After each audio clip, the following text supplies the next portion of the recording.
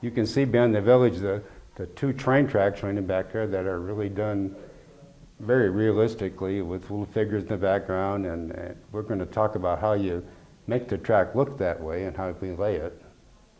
The track work is actually built on top of cork. Usually a cork is laid down on top of the wood. Some people put the track right on the wood, but that's fairly noisy. You buy commercial cork, which is beveled to look like the roadbed, and you put your track down and either nail it or glue it down, and then you have to come through and put in your ballast and all the scenery stuff you see there, the grasses and stuff, and make it look like it's laid right in there like a real track work.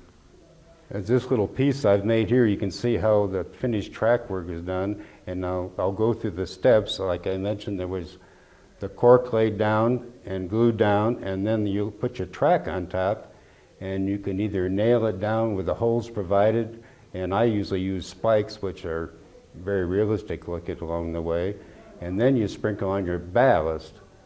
Now this is done with using an Elmer's glue, soap and water mixture. The soap makes the mixture flow right through the ballast and glues it down, and you spread it by the little paper cup or with a little envelope full of ballast and a little brush, and it really looks realistic. And then you can see where I've added a little bit of the grasses along the edge to give it a little finished look. Now this is just to show you how that could be done.